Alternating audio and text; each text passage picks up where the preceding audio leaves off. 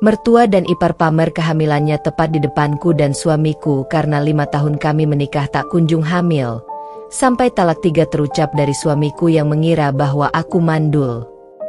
Akan aku buat mereka semua syok saat kutunjukkan dokumen rahasia ini. Assalamualaikum warahmatullahi wabarakatuh. Selamat datang di LA Stories. Di balik senyuman ada air mata yang tak terlihat. Di balik tawa, ada kisah yang tak pernah diceritakan. Ini adalah LA Stories. Tempat di mana kisah nyata jadi pelajaran, dan luka hati jadi kekuatan.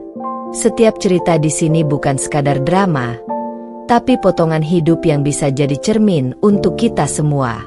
Siapkan hatimu. Karena apa yang kamu dengar bisa mengubah cara pandangmu selamanya. Ini bukan sekadar cerita.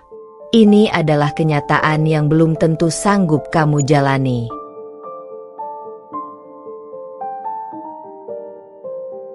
Namaku Maharani.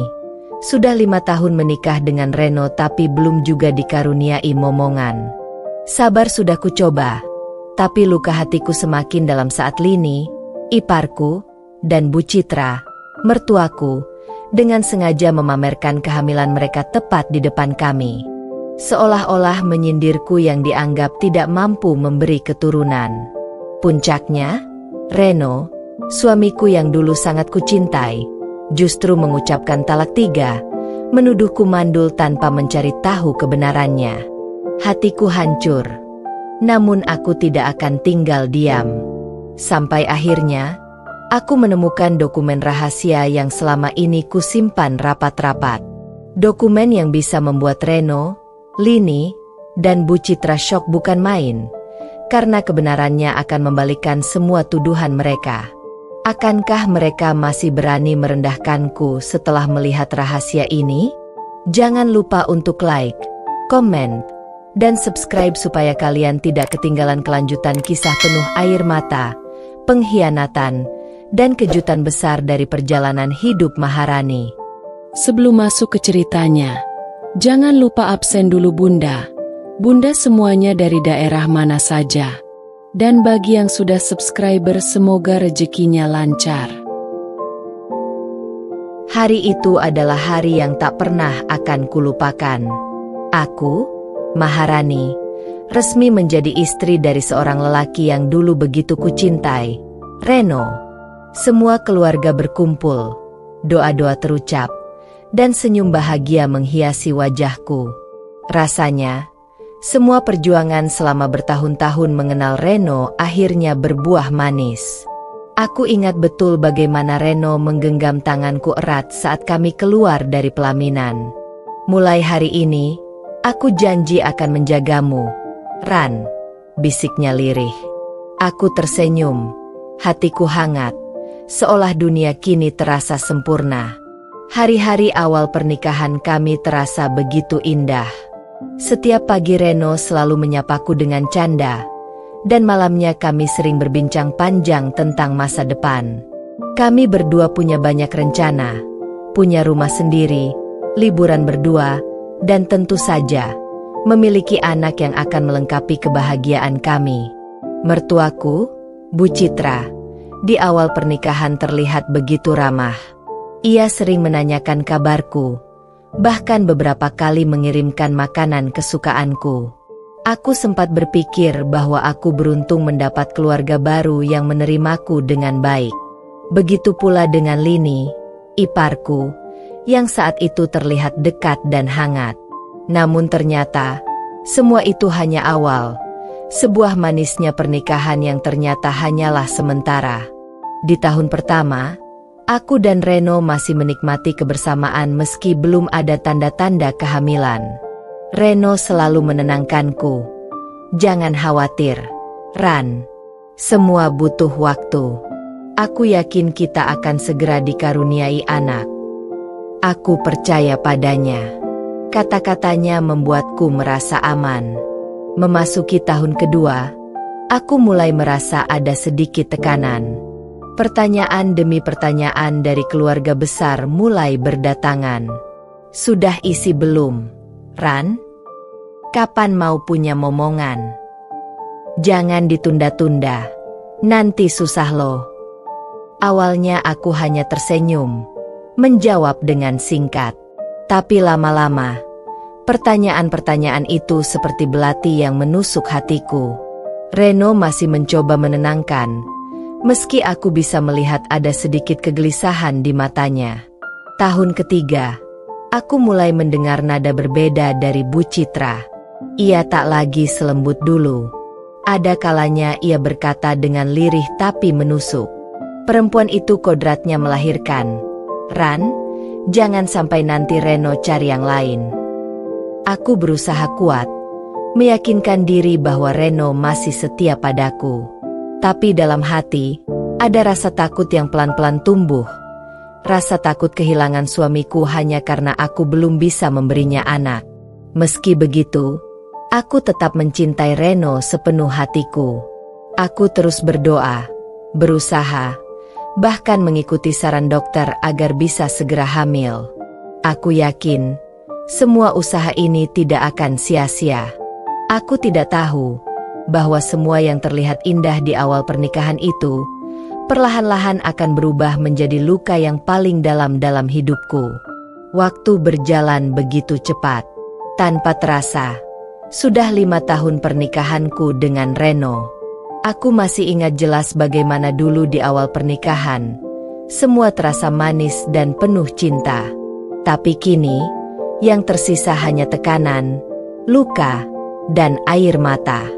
Selama 5 tahun ini, aku sudah mencoba segalanya. Dari rajin memeriksakan diri ke dokter kandungan, mengikuti program hamil, hingga meminum jamu tradisional yang dianjurkan orang tua. Tapi tetap saja, aku belum juga mengandung. Setiap kali hasil tes kehamilan menunjukkan garis 1, hatiku serasa hancur. Awalnya Reno selalu menenangkan. Jangan sedih, Ran. Semua ada waktunya. Mungkin Tuhan belum kasih rezeki sekarang. Aku percaya. Sampai pada tahun ketiga, ekspresi Reno mulai berbeda. Ia semakin jarang tersenyum ketika aku membicarakan soal anak. Dan di tahun kelima ini, aku bisa merasakan betapa jauhnya dia dariku. Bukan hanya Reno, tekanan terbesar justru datang dari mertua dan iparku. Bu Citra, mertuaku, kini sudah terang-terangan menunjukkan ketidaksukaannya padaku. Suatu malam, aku pernah mendengar ia berbicara kepada Reno ketika aku sedang di dapur. Ren, kamu itu laki-laki. Jangan buang waktumu sama perempuan mandul. 5 tahun. Ren, 5 tahun itu bukan waktu sebentar. Kalau Rani tidak bisa kasih kamu anak, apa kamu mau terus begini sampai tua? Dadaku sesak mendengarnya. Kata mandul itu terasa seperti belati yang menusuk jantungku. Malam itu aku menangis sendirian, tanpa Reno menyadari betapa hancurnya perasaanku. Belum lagi Lini, iparku, yang kini semakin sering menyindir. Dengan nada penuh kebanggaan, ia selalu memamerkan kehidupannya. Duh, aku nggak nyangka ya, Bu, nikah baru setahun udah langsung isi. Memang kalau rahim subur itu gampang banget hamil. Ia mengatakannya sambil menatapku sekilas, lalu tertawa kecil bersama mertuaku. Aku hanya bisa menunduk, menggenggam erat jemariku agar tidak menangis di depan mereka. Setiap ucapan mereka terasa seperti tamparan. Bahkan ketika ada acara keluarga, aku selalu jadi bahan bisik-bisik. Kasihannya Reno, istrinya cantik, tapi nggak bisa kasih keturunan. Mungkin Reno harus pikir 2 kali kalau mau bahagia. Aku merasa seperti orang asing di tengah keluarganya sendiri. Tidak ada lagi senyum hangat dari Bu Citra seperti dulu. Tidak ada lagi sikap ramah dari Lini. Semua berganti dengan sindiran, cibiran, dan tatapan penuh penilaian. Di rumah, aku semakin merasa terpojok. Reno yang dulu membelaku, kini lebih sering diam. Kadang malah ikut marah ketika aku mencoba menjelaskan betapa lelahnya aku dengan tekanan ini. Ran, aku juga capek. Tahu, aku ini laki-laki. Aku juga punya mimpi punya anak. Jangan cuma kamu yang merasa menderita. Kalimat itu semakin membuatku merasa sendirian. Aku tak lagi punya sandaran. Malam-malamku kini penuh dengan doa dan air mata. Aku sujud memohon kepada Tuhan agar memberiku satu saja anugerah kecil yang bisa membuat semuanya berbeda. Tapi setiap bulan yang berlalu tanpa tanda-tanda kehamilan, hanya menambah rasa putus asa. Aku tahu, kalau keadaan ini terus berlanjut, sesuatu yang lebih buruk bisa terjadi. Dan aku takut, sangat takut. Hari itu aku memberanikan diri mengajak Reno ke rumah sakit untuk melakukan pemeriksaan lebih lanjut. Aku sudah tidak sanggup terus-terusan disalahkan, dituduh, bahkan dianggap mandul oleh mertua dan iparku. Dalam hati, aku ingin membuktikan bahwa aku juga berusaha sekuat tenaga. Ran, kamu yakin mau ke dokter lagi? Sudah berapa kali kita coba, hasilnya sama saja, kata Reno di dalam mobil. Suaranya terdengar dingin, tapi aku mencoba tetap tenang. Aku cuma ingin kita lebih pasti. Ren, siapa tahu ada solusi yang belum kita coba, jawabku lirih. Sesampainya di rumah sakit, kami langsung menuju ruang dokter kandungan. Ruangan itu terasa begitu dingin, meski pendingin ruangan hanya berhembus pelan. Jantungku berdegup kencang saat namaku dipanggil. Silakan, Ibu Maharani, masuk, ucap perawat. Reno sempat hendak ikut masuk, tapi dokter memintanya menunggu sebentar di luar. Nanti bapak saya panggil ya, setelah pemeriksaan selesai, kata dokter dengan sopan. Reno menurut, meski wajahnya tampak heran. Pemeriksaan berlangsung cukup lama. Dokter memeriksa hasil tes yang sudah kami lakukan beberapa bulan sebelumnya, lalu menambahkan beberapa pengecekan baru. Aku hanya bisa menggenggam erat tanganku sendiri, takut mendengar hasil yang sebenarnya. Beberapa menit kemudian, dokter menatapku dengan serius. Ibu Maharani, saya sudah memeriksa hasil tes ini dengan teliti. Aku menelan ludah, seluruh tubuhku terasa lemas. Bagaimana, Dok? Apa saya yang bermasalah? Tanyaku dengan suara bergetar. Dokter menggeleng pelan, lalu menatapku penuh empati. Tidak, Bu. Rahim ibu sehat. Sel telur juga normal. Masalahnya ada pada suami ibu. Aku terdiam. Rasanya dunia berhenti berputar sesaat. Apa maksudnya, Dok? Tanyaku tak percaya. Berdasarkan hasil analisis sperma, kondisi suami ibu menunjukkan kualitas yang sangat rendah. Hampir tidak mungkin terjadi pembuahan secara alami. Dengan kata lain, suami ibu yang mengalami kemandulan. Air mataku langsung menetes. Bukan karena lega, bukan juga karena marah, tapi lebih pada perasaan campur aduk antara kebenaran yang akhirnya terungkap dan kenyataan pahit bahwa aku selama ini dituduh tanpa dasar. Dokter kemudian menyerahkan sebuah dokumen hasil pemeriksaan. Saya harap ibu bisa membicarakan hal ini baik-baik dengan suami. Jangan sampai menimbulkan konflik. Ada banyak jalan lain, misalnya bayi tabung atau program khusus, tapi semuanya harus dibicarakan bersama. Aku menerima dokumen itu dengan tangan gemetar. Kertas itu seperti pedang bermata dua, bisa menjadi penyelamatku, tapi juga bisa menghancurkan rumah tanggaku seketika. Sebelum keluar, aku sempat menatap dokter dan berkata lirih, "Dok, tolong simpan ini antara kita saja. Saya belum siap mengatakan yang sebenarnya." Dokter mengangguk, memahami keputusanku. Ketika aku keluar dari ruangan, Reno langsung berdiri.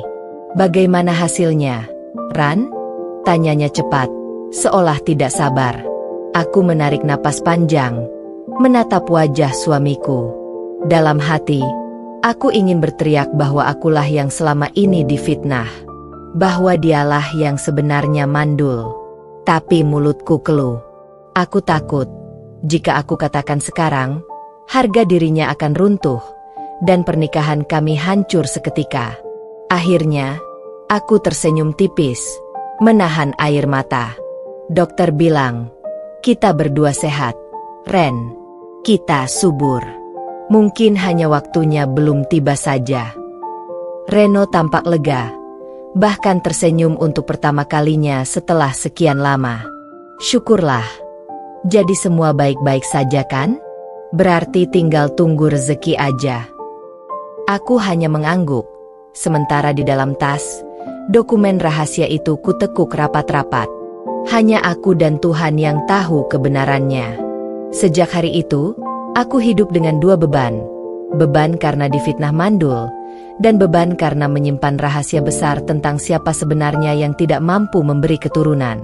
Aku tidak tahu sampai kapan bisa bertahan menyembunyikan ini. Tapi aku yakin, saatnya nanti tiba, kebenaran akan membuat semua orang terdiam. Sejak hasil pemeriksaan dokter itu, aku berusaha menjaga senyum palsu di hadapan Reno. Aku bilang kami sehat. Aku bilang kami hanya perlu menunggu waktu. Padahal, di dalam hatiku aku terus menjerit. Setiap kali aku membuka tas dan melihat dokumen rahasia itu, aku hanya bisa menangis. Namun ternyata, kebaikan dan pengorbananku menyembunyikan kebenaran tidak membuat Reno lebih lembut padaku. Justru sebaliknya, ia semakin sering berubah sikap. Bu Citra, mertuaku, semakin gencar menekannya. Aku beberapa kali mendengar percakapan mereka saat aku berada di kamar. Ren, kamu itu laki-laki. Jangan mau ditunggu-tunggu terus. Perempuan subur itu cepat hamil. Nggak perlu waktu 5 tahun. Kamu mau buang waktumu sampai kapan? Lini pun tak kalah menyakitkan. Dengan wajah penuh kemenangan karena kehamilannya yang semakin terlihat, ia berkata di depan keluarga besar, Bu, mungkin memang bukan rezekinya Kak Rani punya anak. Kadang, ada perempuan yang memang, ya, tidak ditakdirkan jadi ibu. Semua tertawa kecil, kecuali aku. Aku hanya menunduk, menggenggam erat ujung jilbabku agar tidak terlihat air mata yang jatuh. Reno, yang dulu selalu membelaku, kini mulai diam. Bahkan suatu malam ia menatapku dengan mata tajam dan berkata, Ran, aku capek. 5 tahun kita coba, hasilnya 0. Mama sama Lini benar, mungkin kamu memang nggak bisa kasih aku keturunan. Hatiku runtuh seketika. Aku ingin berteriak, ingin menampar kenyataan itu dengan dokumen yang kusimpan rapat-rapat. Ingin kubuktikan bahwa akulah yang sehat, dan justru Reno yang tidak mampu. Tapi aku memilih diam. Aku masih mencintainya, masih berharap ia akan sadar suatu saat nanti. Hari-hari setelah itu berubah menjadi neraka. Reno semakin jarang pulang tepat waktu. Jikapun pulang, wajahnya muram, jarang berbicara padaku. Aku mencoba menyapanya, menyiapkan makanan kesukaannya, tapi seringkali ia hanya melirik dan berkata dingin, Sudah, nggak usah repot-repot. Aku nggak selera. Tekanan dari Bu Citra semakin menjadi, Kamu ini perempuan, Rani, 5 tahun menikah, nggak bisa kasih cucu. Kalau aku jadi Reno, sudah dari dulu aku ceraikan kamu. Aku menelan setiap kata itu dengan perih. Kadang aku ingin berteriak, tapi lidahku keluh.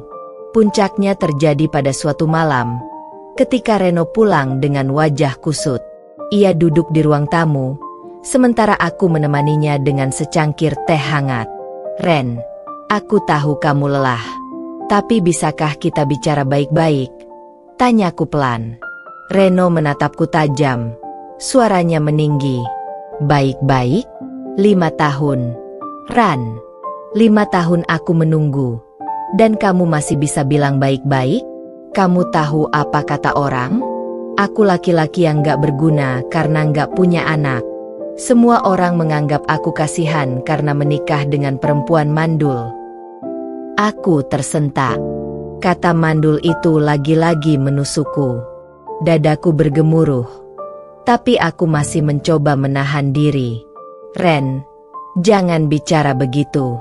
Kita bisa coba lagi. Ada banyak cara.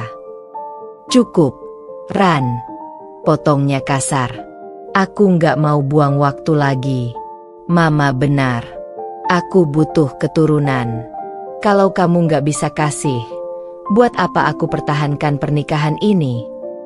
Tangisku pecah seketika.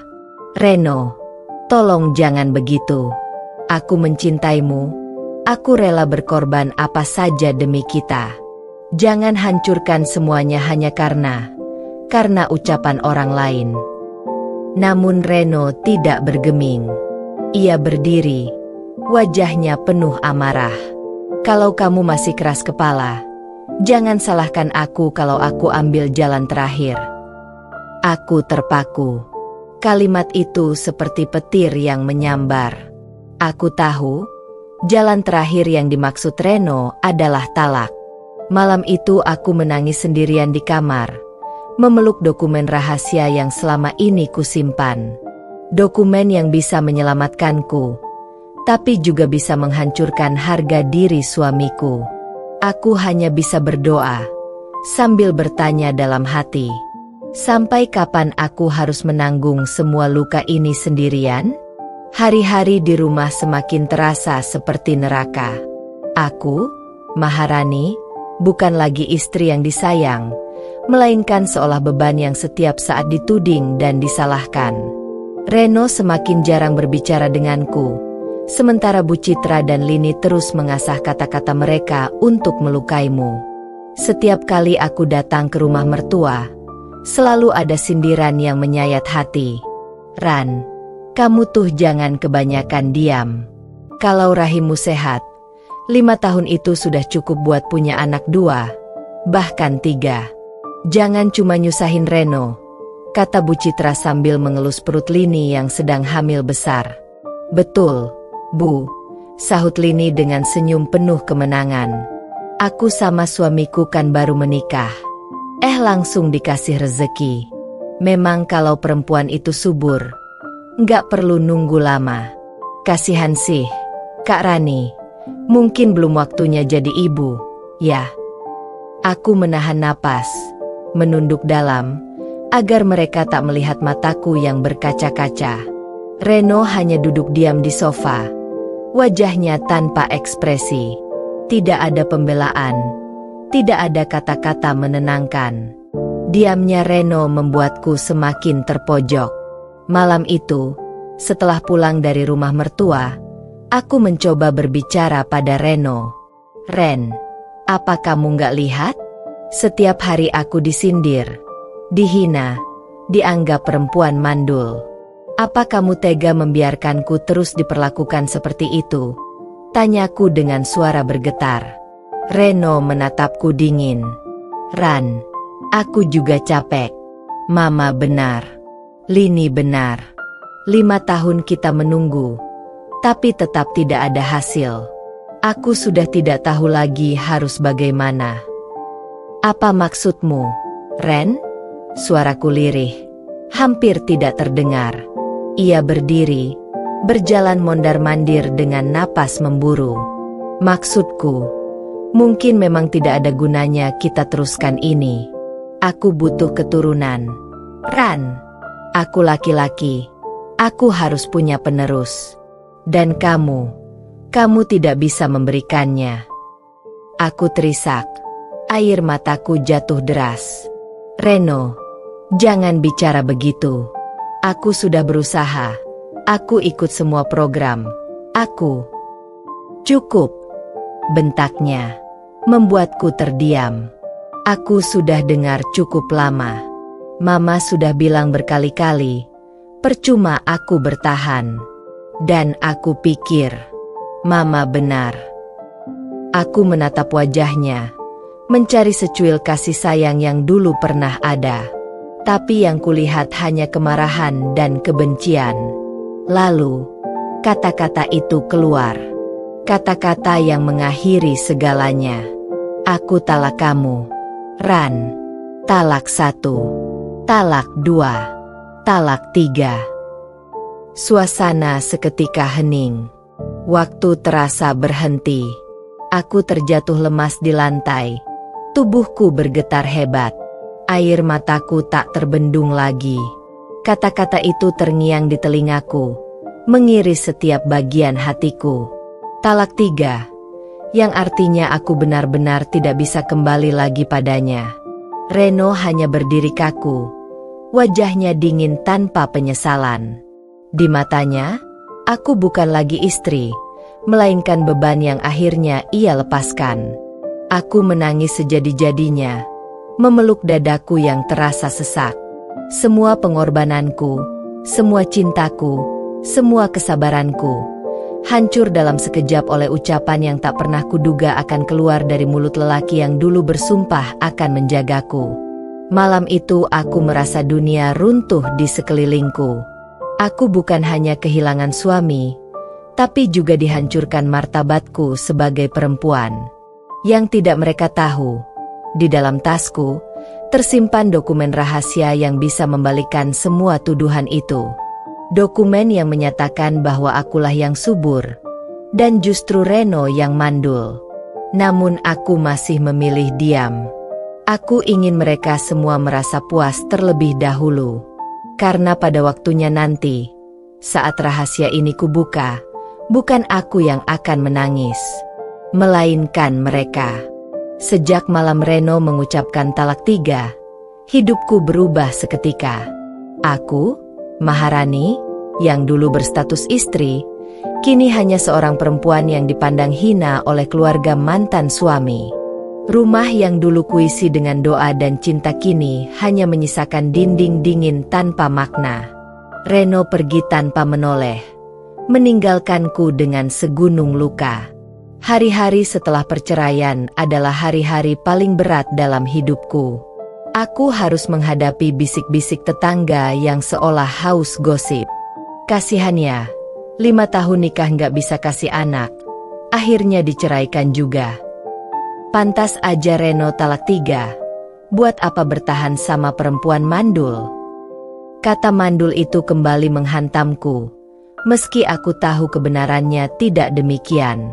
Sakitnya bukan hanya karena mereka salah, tapi karena aku harus menelan semua fitnah itu sendirian. Aku mencoba tetap tegar. Setiap malam aku menangis di balik pintu kamar yang kini hanya kuisi seorang diri. Aku bertanya kepada Tuhan, mengapa aku harus melalui semua ini? Apakah cintaku kepada Reno tidak cukup tulus? Apakah pengorbananku tidak berarti apa-apa? Namun di tengah tangis dan doa itu, perlahan-lahan hatiku berubah. Air mata yang jatuh setiap malam mulai berganti dengan bara amarah dan dendam. Aku sadar, aku tidak boleh selamanya terpuruk. Mereka telah menginjak-injak harga diriku, dan aku tidak akan membiarkannya begitu saja. Aku mulai menata hidup. Aku kembali bekerja dengan tekun, menutup telinga dari bisik-bisik yang merendahkanku. Aku membangun kembali kepercayaan diriku, belajar menjadi perempuan yang kuat tanpa harus bergantung pada seorang suami. Setiap kali aku merasa lemah, aku membuka kembali dokumen rahasia dari dokter. Lembar-lembar kertas itu seakan berbisik kepadaku. Kebenaran ada di tanganmu, Rani. Suatu saat nanti, biarkan mereka semua tahu siapa sebenarnya yang salah. Aku menyimpannya rapi di dalam kotak kecil, menguncinya dengan hati-hati. Dokumen itu bukan sekadar kertas, melainkan senjata. Senjata yang akan kupakai di saat yang paling tepat, untuk membuat Reno, Bu Citra, dan Lini terdiam. Aku membayangkan hari itu datang. Hari ketika mereka dengan sombong memamerkan kebahagiaan mereka di depanku, dan aku berdiri dengan senyum tenang, lalu menyerahkan kebenaran yang akan membuat mulut mereka terkunci. Sementara itu, aku membiarkan mereka merasa menang. Aku membiarkan mereka menertawakanku, menganggapku hina, merendahkanku di depan orang lain. Karena aku tahu, semakin tinggi mereka tertawa, semakin keras nanti jatuhnya. Dalam kesunyian malam, aku berjanji pada diriku sendiri. Aku tidak akan menangis lagi. Aku akan bangkit. Dan ketika waktunya tiba, mereka semua akan terkejut. Mereka akan merasakan sakit yang lebih dalam dari yang pernah kurasakan. Dan dengan tekad itu, aku mulai melangkah menata hidup baru, dengan luka yang kini menjelma menjadi api dendam. Kesombongan yang semakin menyesakkan. Hari-hari Maharani setelah perceraian berjalan dalam keheningan yang kadang menyesakkan dada. Meski luka itu masih menganga, ia mencoba menata hidupnya dengan cara yang berbeda. Perlahan, ia mulai kembali bekerja di sebuah perusahaan desain interior kecil yang dulu sempat ia tinggalkan ketika menikah dengan Reno. Maharani tidak ingin tenggelam dalam kesedihan. Namun, setiap langkahnya selalu terasa berat karena bayang-bayang masa lalu masih membuntuti. Di sisi lain, Bu Citra dan Lini justru semakin menunjukkan kesombongan mereka. Seolah perceraian Reno dan Maharani adalah kemenangan besar. Setiap kali ada acara keluarga, kabar tentang Lini yang kini hamil muda selalu jadi topik utama. Bu Citra dengan lantang bercerita ke tetangga. Alhamdulillah, akhirnya keluarga kami mendapat rezeki. Lini hamil. Lihatlah, anak yang baru menikah beberapa bulan saja langsung diberi keturunan. Tidak seperti, ya, yang dulu-dulu itu. 5 tahun kosong. Ucapan itu jelas ditujukan kepada Maharani. Walau mereka tidak menyebut nama, semua orang tahu siapa yang dimaksud. Lini pun tak kalah jumawa. Setiap kali bertemu Maharani secara tak sengaja, ia dengan sengaja mengelus perutnya yang mulai membuncit sedikit sambil tersenyum sinis. Kak, rasanya bahagia sekali lo bisa segera jadi calon ibu. Semoga Kak Maharani bisa segera merasakannya juga. Meski, ya, mungkin waktunya sudah lewat ya. Maharani hanya tersenyum tipis setiap kali ucapan itu menampar telinganya. Hatinya perih, tapi ia memilih diam. Bukan karena lemah, melainkan karena ia tahu, waktunya belum tiba untuk membuka kenyataan sebenarnya. Luka yang ditekan, rencana yang disusun. Maharani menyimpan erat dokumen medis itu di sebuah laci terkunci di apartemennya. Setiap malam, ia menatap lembaran kertas dengan cap resmi dokter kandungan yang menyatakan bahwa Reno lah yang mandul, bukan dirinya. Dokumen itu adalah senjata rahasia yang ia jaga. Biar mereka sombong sekarang. Biarlah mereka puas merendahkanku. Tapi ketika saatnya tiba, aku akan membalikkan keadaan. Mereka semua akan terdiam. Itulah mantra yang selalu Maharani ucapkan setiap kali hatinya goyah. Ia mulai menata langkah dengan hati-hati. Maharani memperbaiki penampilannya, memoles dirinya dengan keanggunan baru. Perlahan, ia mendapatkan kembali kepercayaan diri yang dulu sempat hancur. Pekerjaannya berjalan lancar. Bahkan ada klien besar yang mulai mempercayakan proyek padanya. Semua itu ia lakukan bukan hanya demi dirinya sendiri, tetapi juga sebagai bagian dari rencana besar, menunjukkan bahwa dirinya bisa berdiri tegak, tanpa Reno, tanpa keluarga yang merendahkannya. Pertemuan yang membakar hati. Suatu sore, Maharani tanpa sengaja bertemu Reno, Bu Citra, dan Lini di sebuah pusat perbelanjaan. Mereka berjalan bersama, tampak seperti keluarga yang bahagia. Reno sesekali memegang tangan Lini sambil tersenyum, dan Bu Citra sibuk bercerita panjang lebar kepada seorang kerabat yang kebetulan mereka temui di sana. Inilah menantu kebanggaanku. Baru menikah sebentar saja sudah bisa memberi cucu. Ah, kalau yang dulu, jangan ditanya. 5 tahun menikah, hasilnya kosong melompong. Kali ini, Bu Citra melontarkan kalimat itu tepat di depan Maharani. Semua orang yang mendengar sontak menoleh ke arah Maharani, seakan-akan tatapan mereka menyayat hatinya. Maharani menahan napas, menegakkan tubuhnya, dan tersenyum kecil. Ia tidak ingin memperlihatkan luka itu di hadapan mereka. Tapi di dalam hati, bara dendamnya semakin menyala.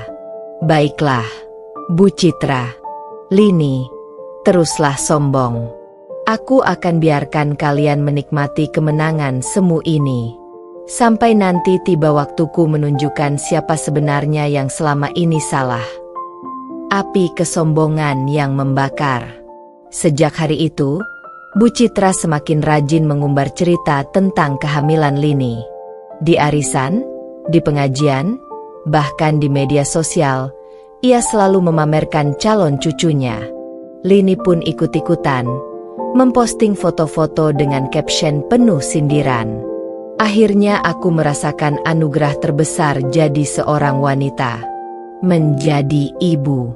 Semoga semua wanita bisa merasakannya juga, meski ada yang tak seberuntung aku. Maharani membaca postingan itu dengan senyum dingin. Dadanya memang sesak, tapi pikirannya semakin fokus. Ia sudah menyiapkan langkah besar. Sebuah tekad. Di balik semua hinaan dan cemoohan, Maharani menyalakan tekad yang semakin kuat. Ia tidak lagi ingin sekadar bertahan. Ia ingin membalas, bukan dengan cara kasar, tetapi dengan bukti yang akan membuat semua orang terdiam. Mereka pikir aku akan hancur? Tidak.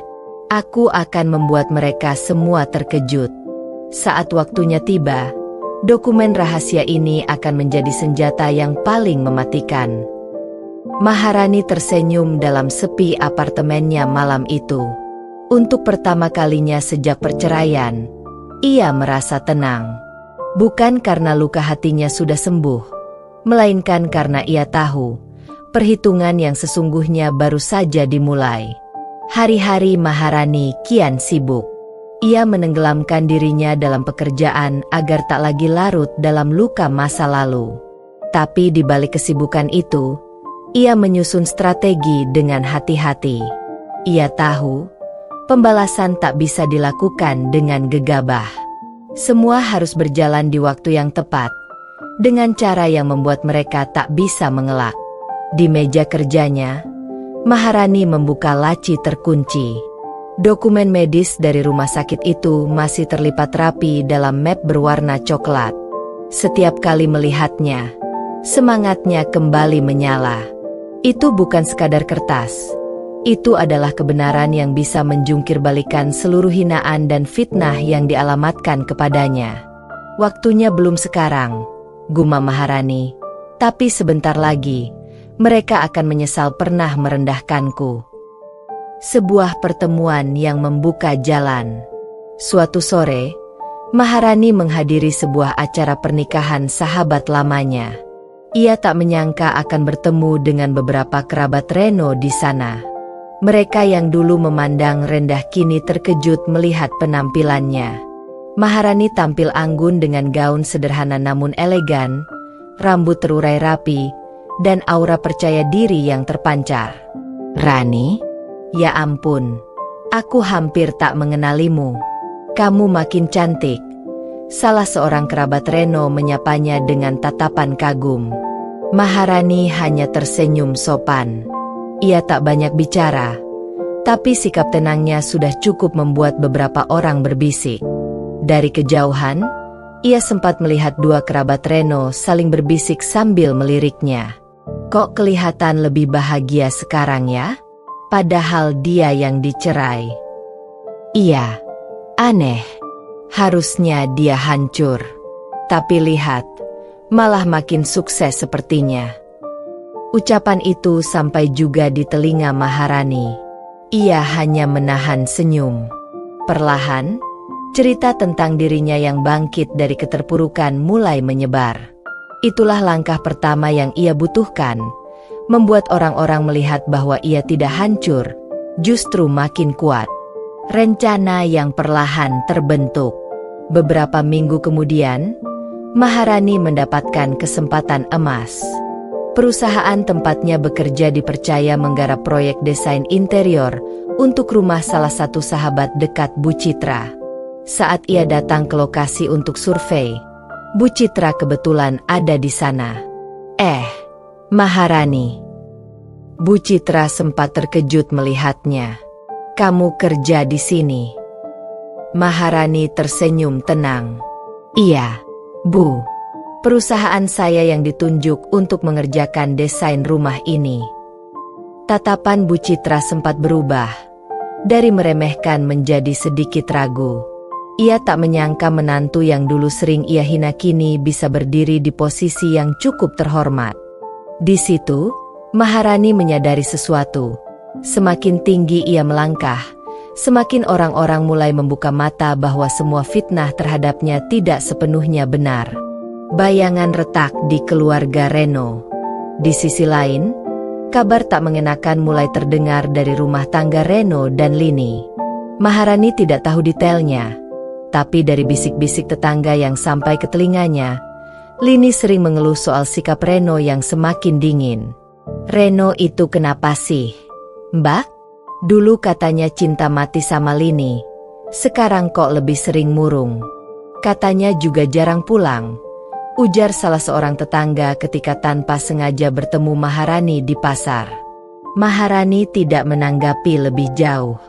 Tapi di dalam hati, ia tahu, lambat laun, kebenaran akan mencari jalannya sendiri. Reno mungkin mulai merasakan sesuatu yang ganjil, karena di lubuk hatinya, ia tahu siapa sebenarnya yang selalu setia mendampinginya selama 5 tahun penuh. Isyarat balasan.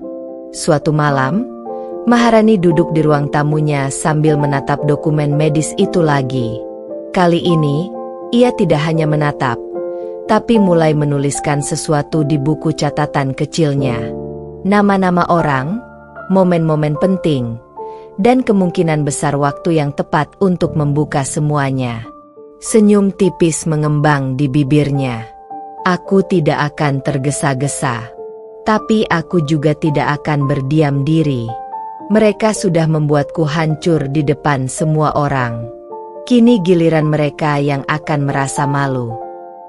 Untuk pertama kalinya sejak perceraian, Maharani tidur dengan hati yang tenang. Ia tahu jalannya mulai terbuka. Pertemuan dengan kerabat Reno, sorot mata Bu Citra yang sempat goyah, serta kabar retaknya rumah tangga Reno dan Lini, semuanya adalah tanda bahwa roda kehidupan mulai berputar. Sebuah janji dalam hati. Keesokan paginya, Maharani menatap dirinya di cermin. Wajahnya yang dulu pucat kini memancarkan keyakinan baru. "Aku bukan wanita lemah yang bisa diinjak-injak. Aku Maharani. Dan aku akan menunjukkan siapa yang benar, siapa yang salah. Aku janji, semua akan melihat kebenarannya dengan mata kepala sendiri." Dengan langkah mantap, ia meninggalkan apartemen untuk memulai hari. Di luar, matahari bersinar terang. Dan bagi Maharani, itu adalah pertanda, permulaan dari sebuah pembalikan yang sudah lama ia tunggu. Meski sudah berbulan-bulan bercerai, hidup Maharani rupanya belum lepas dari bayang-bayang keluarga Reno. Bu Citra dan Lini seakan tidak pernah puas merendahkannya. Di setiap kesempatan, baik secara langsung maupun melalui sindiran halus di media sosial, nama Maharani selalu dijadikan bahan olok-olokan. "Ah, kasihannya, 5 tahun menikah tidak bisa kasih keturunan. Kalau memang tidak bisa, harusnya dari dulu tahu diri dan mundur," kata Bu Citra pada suatu acara arisan keluarga, yang tanpa sengaja sampai juga di telinga Maharani. Lini pun menambah garam pada luka itu. Dengan perutnya yang kini semakin besar, ia semakin sering pamer kehamilan di hadapan banyak orang. "Aku bersyukur sekali, baru sebentar menikah langsung diberi anak. Memang beda ya kalau memang wanita sejati. Kalau yang mandul, apa boleh buat, sudah takdir." Kata-kata itu menusuk Maharani seperti belati. Ia sudah lama berusaha bersabar, menahan diri, menutup rapat dokumen rahasia yang ia simpan. Namun hari itu, kesabarannya benar-benar habis. Pertemuan yang membakar. Semua bermula ketika Maharani menghadiri pertemuan keluarga besar, di mana ia kebetulan diundang oleh salah satu sepupu Reno yang masih dekat dengannya. Ia datang dengan niat hanya untuk silaturahmi. Namun begitu masuk ruangan, matanya langsung menangkap Bu Citra dan Lini yang duduk berdekatan sambil berbincang dengan beberapa kerabat. Begitu melihat Maharani, Lini segera berdiri sambil mengelus perutnya. "Oh, Kak Maharani. Wah, lihat deh calon ponakan kamu. Sudah besar, kan? Rasanya bahagia sekali bisa jadi seorang ibu. Kamu pasti ngerti rasanya." Maaf, lupa, kamu kan belum pernah merasakan." Tawa kecil terdengar dari arah Bu Citra. "Ya sudah, jangan diungkit-ungkit. Kan sudah jelas, 5 tahun kosong. Untung Reno cepat sadar. Kalau tidak, dia bisa buang-buang waktu seumur hidup." Semua orang di ruangan itu terdiam. Beberapa menatap Maharani dengan rasa kasihan. Yang lain tampak canggung. Maharani menggenggam erat tasnya, menahan gemetar di tangannya. Batas kesabaran terlampaui. Maharani menghela napas panjang, lalu melangkah ke depan. Wajahnya tenang, namun sorot matanya tajam. "Bu, Lini, cukup. Sudah lama aku diam. Sudah lama aku biarkan kalian menjelek-jelekan aku seolah aku yang bersalah. Tapi sekarang, waktunya kalian tahu kebenarannya." Ruangan hening seketika. Semua mata tertuju padanya. Maharani membuka tasnya, mengeluarkan map coklat yang selama ini ia jaga, lalu mengangkatnya tinggi-tinggi. "Di sini ada hasil pemeriksaan dokter kandungan yang selama ini aku simpan. 5 tahun aku diam, karena aku ingin menjaga martabat suamiku. Tapi sekarang, setelah kalian terus-terusan merendahkanku, aku tidak bisa lagi."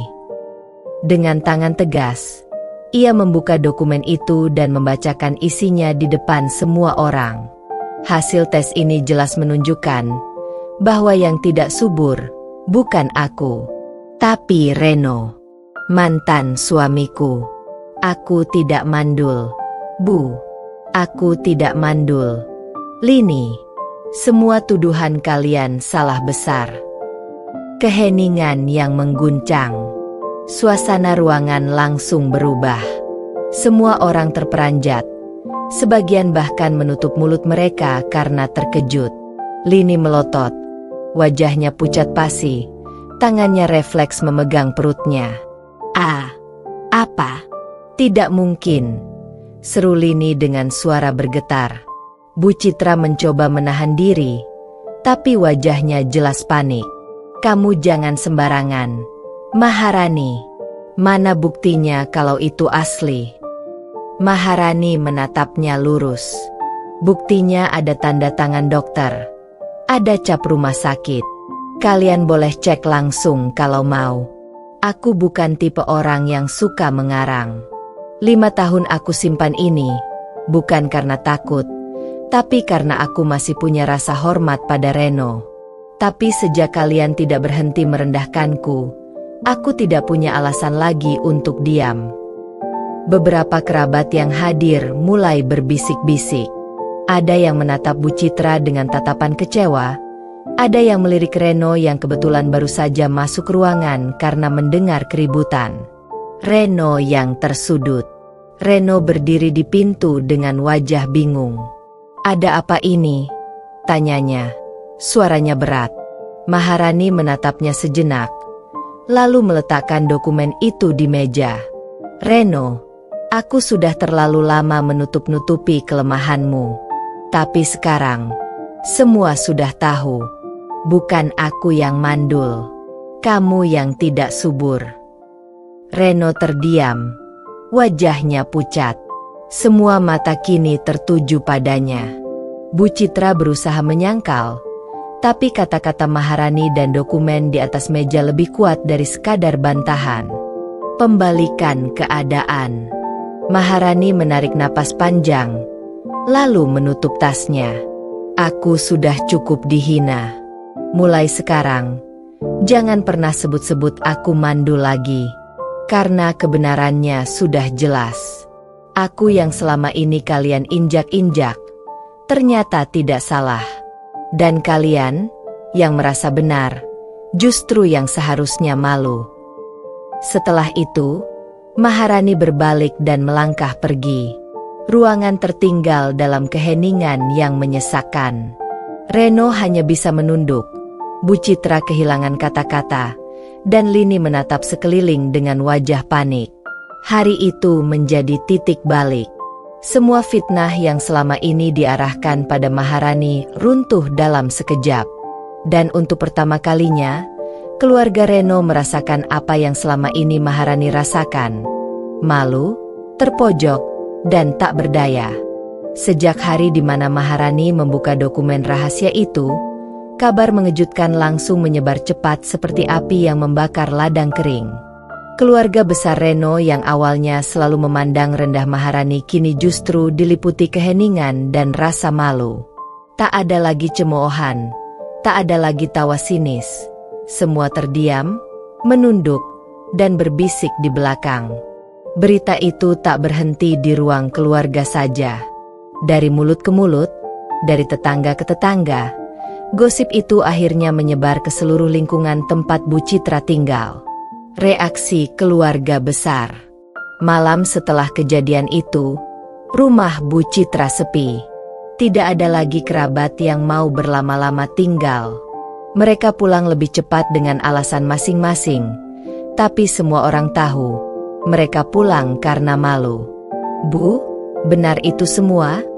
Salah seorang adik Bu Citra sempat bertanya sebelum pulang. Bu Citra hanya terdiam. Wajahnya pucat.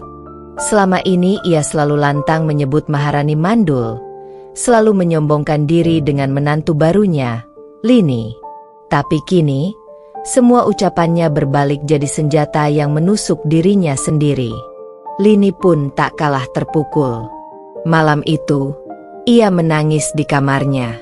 Mama, bagaimana ini? Semua orang pasti akan menuduh anak dalam kandunganku ini bukan anak Reno. Aku tidak kuat. Ma. Bu Citra hanya bisa memeluk Lini, tapi dalam hatinya sendiri, ia dilanda ketakutan yang lebih besar. Apa yang akan dikatakan orang-orang besok?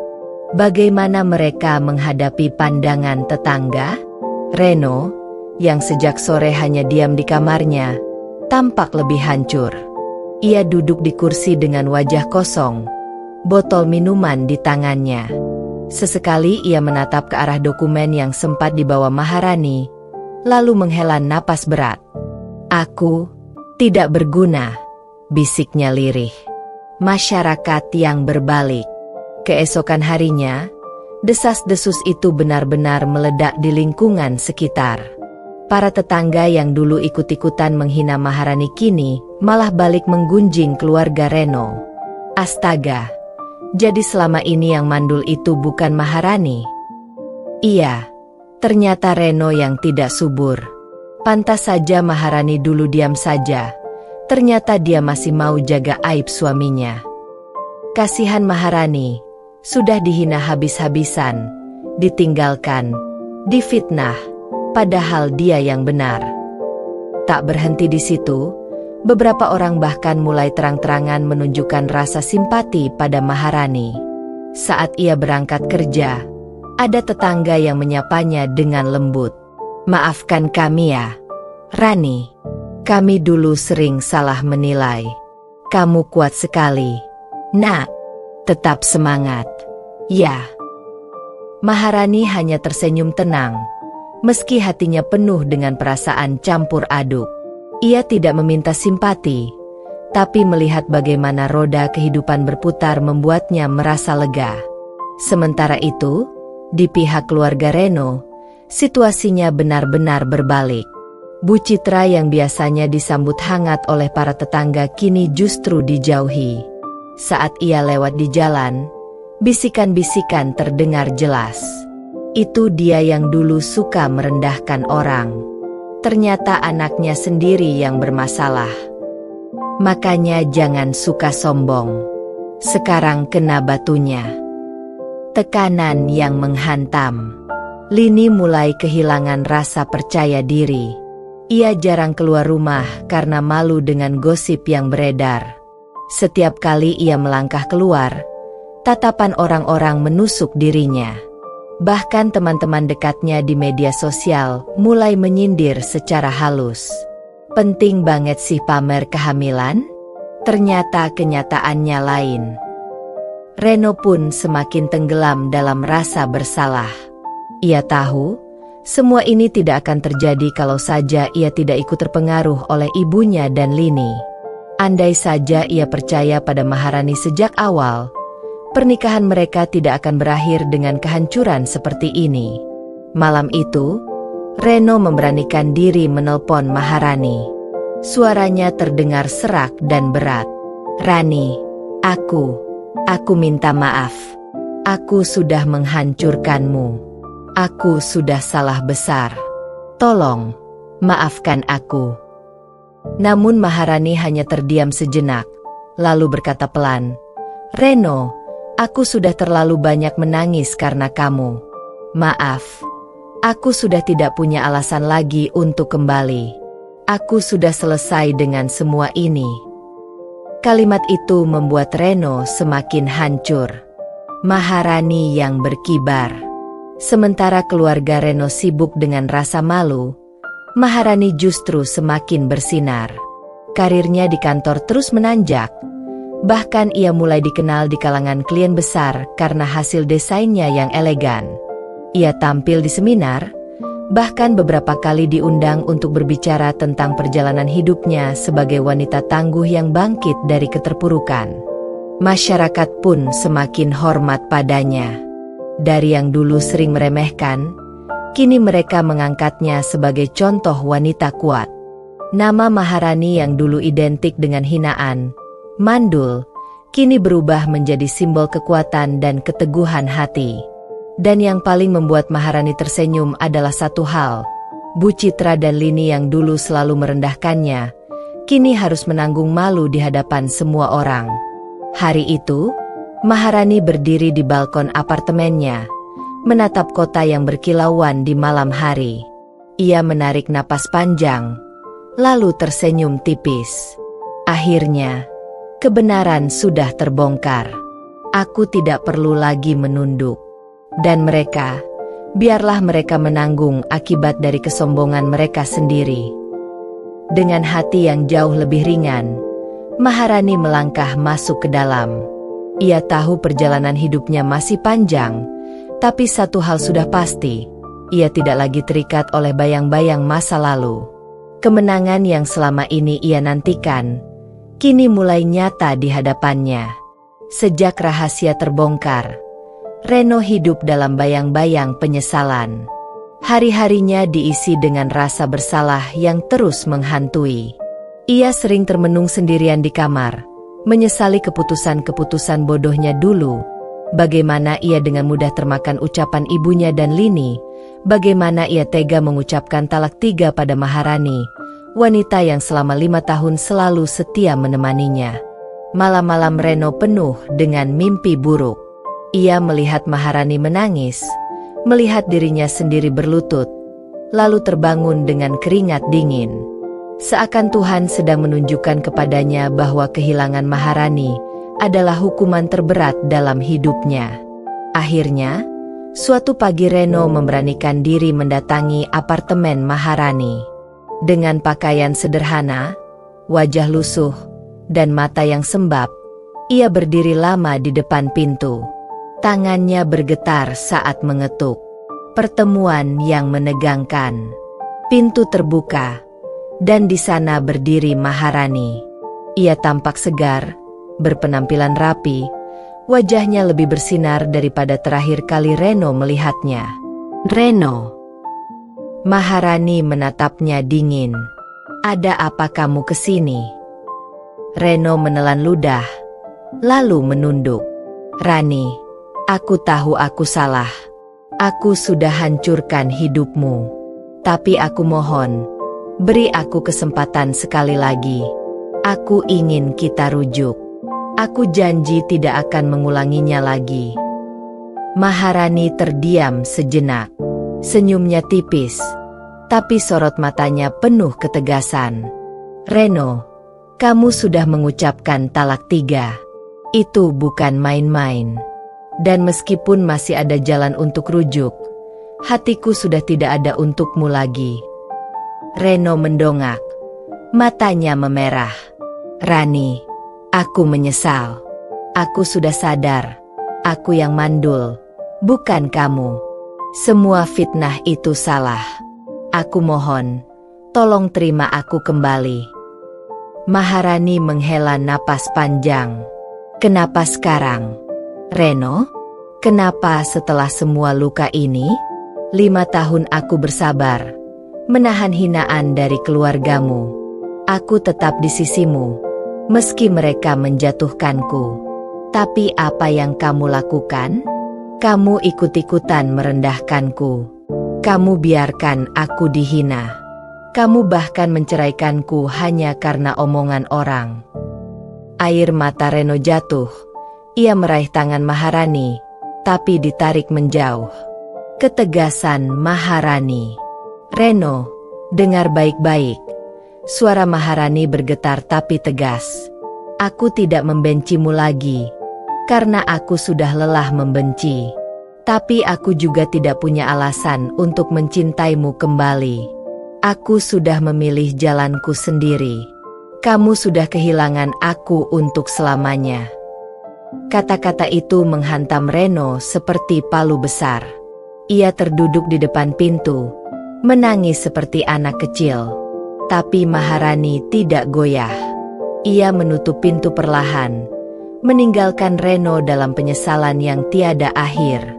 Malu yang tak tertahankan. Sementara itu, Bu Citra dan Lini semakin tenggelam dalam rasa malu. Setelah rahasia Reno terbongkar, mereka hampir tidak berani keluar rumah. Undangan arisan ditolak, acara keluarga dihindari. Di media sosial, Lini bahkan memilih menghapus semua postingan kehamilannya karena komentar pedas dari orang-orang semakin menyakitkan. Lini, kita harus bagaimana? Tanya Bu Citra dengan wajah kusut. Aku tidak tahu. Semua orang menuduhku. Menuduh anak ini bukan anak Reno. Aku tidak tahan. Lini menangis sesenggukan. Bu Citra hanya bisa menutupi wajahnya. Dulu ia begitu percaya diri merendahkan Maharani. Kini ia sendiri yang harus menanggung malu. Orang-orang yang dulu ia banggakan kini menjauh. Tidak lagi peduli padanya. Maharani yang berjalan tegak. Di sisi lain, Maharani semakin teguh dengan pilihannya. Ia tahu Reno mencoba memperbaiki keadaan, tapi itu sudah terlambat. Baginya, luka 5 tahun tidak bisa disembuhkan dengan sekadar permintaan maaf. Ia lebih memilih melangkah ke depan, mengejar kebahagiaan yang tidak lagi bergantung pada suami atau mertua.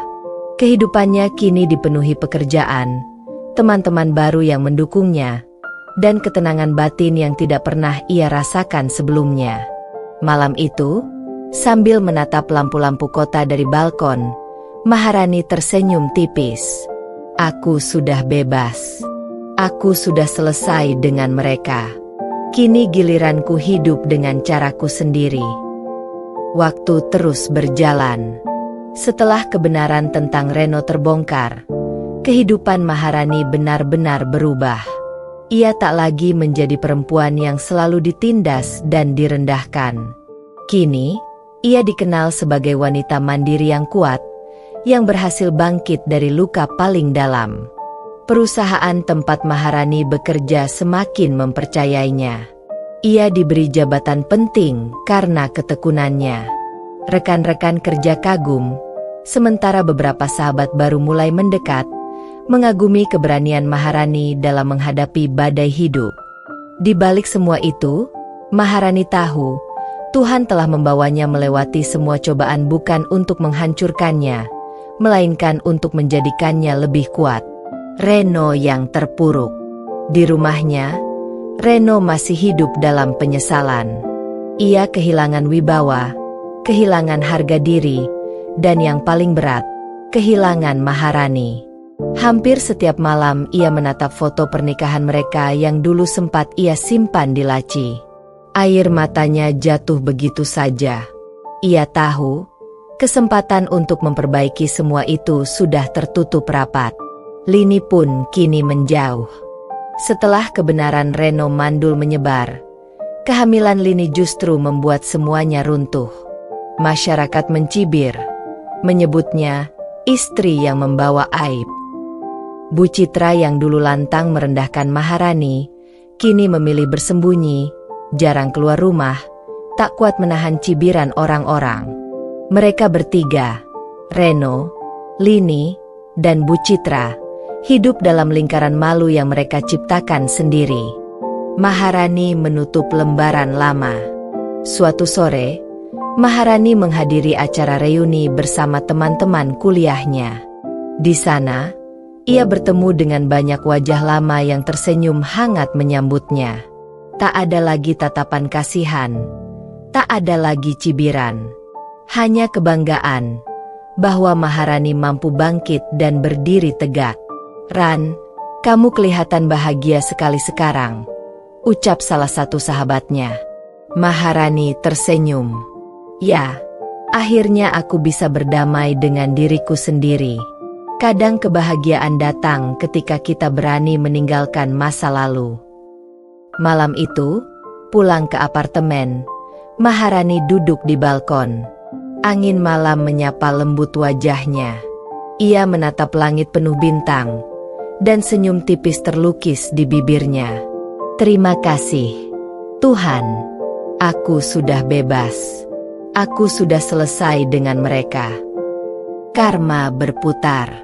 Di desa tempat keluarga Reno tinggal, kabar sudah tersebar luas.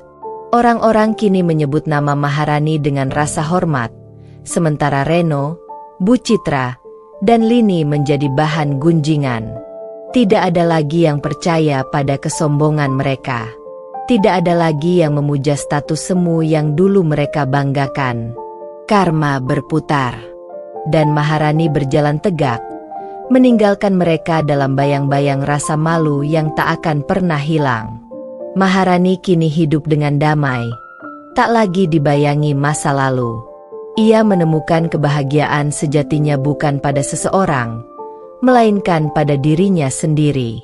Reno, Bu Citra, dan Lini akan selalu mengingat satu hal, bahwa merendahkan orang lain hanyalah jalan cepat menuju kehancuran diri sendiri. Sementara Maharani, ia melangkah mantap ke masa depan, bebas, bahagia, dan penuh cahaya. Tam.